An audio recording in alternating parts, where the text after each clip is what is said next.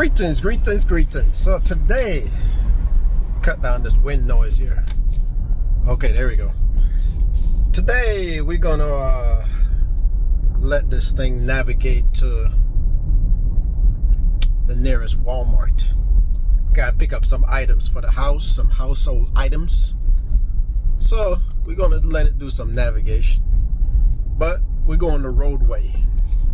So before I even put in all that information, I gotta force it to the roadway, because remember I told you in my last video, this thing is constantly trying to navigate to highways, and I'm not trying to go to highway when I would rather go the roadway. So that's a feature, like I said, I would love for them to put in there. Let me have it. Let me have it as an option. Let me have it as an option. Because I like to have that choice. I know what chooses the quickest way to get there, but I might not want to go that way. Sometimes I like to take the scenic route. It's just me. Just me. Might not be for everybody, but just me. All right? So that's what we're going to do. And then we're going to see how it pulled into a parking spot of my choosing. Navigate to Walmart. When it drives down the road, if there's like 2-lane, it always tries to stay to the right side of the road. Because you know, they always say the slower traffic stays to the right, and it have a tendency to do that. So even if it have to eventually make a left turn somewhere on the destination, it always sticks to the right. Slower traffic, stay right.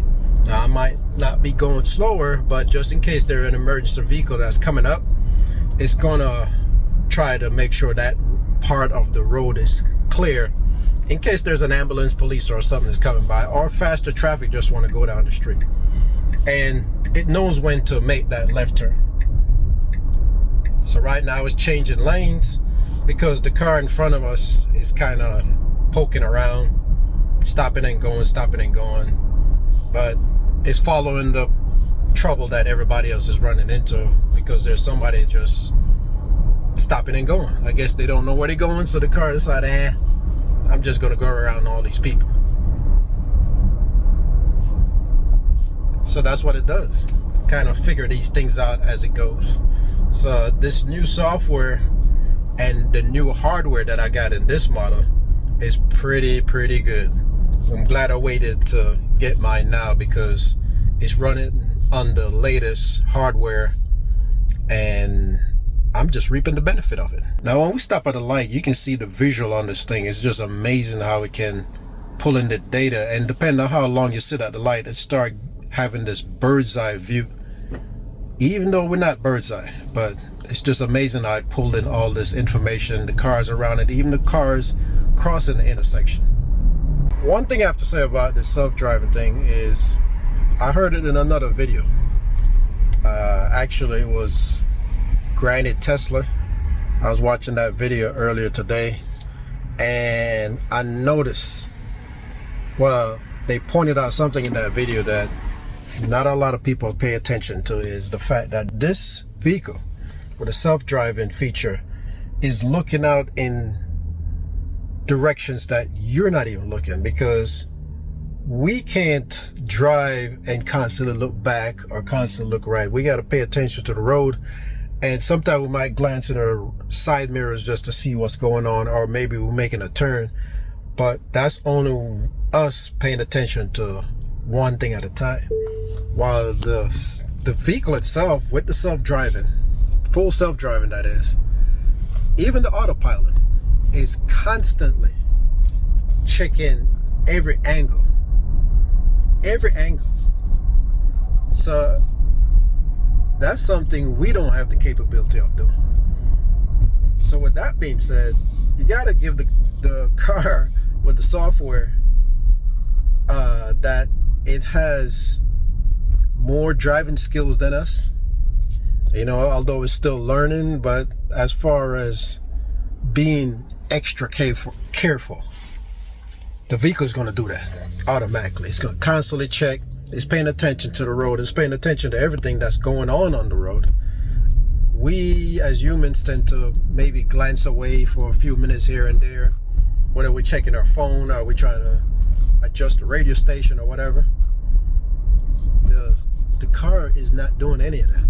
It's constantly paying attention to the road. So that's one thing you got to give it credit for, man. I mean, it's a little bit more attentive to driving than us human. Yeah. As you can see, it pops up all these parking spots that you can choose from. And like I say, if you choose one of them, once you press the P, it's going to ask you to press the start. Once you press the start, then it's going to start doing this thing. So I choose the spot and hit park. You can see the car is doing this thing. It put it in reversed. And it even turned on the indicator. I guess that's something we should all do, but I didn't. So you can see. And you can see the wheel is just whistling around. And it's doing a little self-parking on the screen. Once it gets to the spot, it puts itself in park. And it's done. So that's the self-parking feature that it has.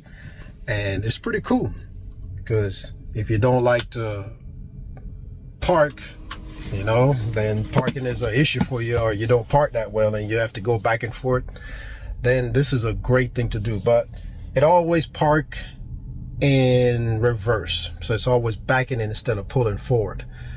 And I know why Tesla does that, because, you know, when you go to the superchargers, you have to back in to charge.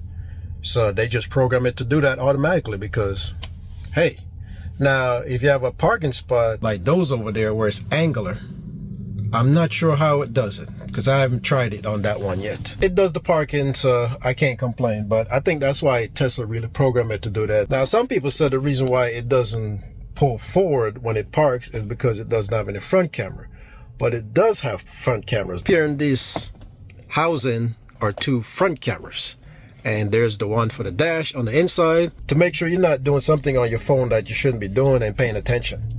Anyway, let me run in there and take care of this and head to the house.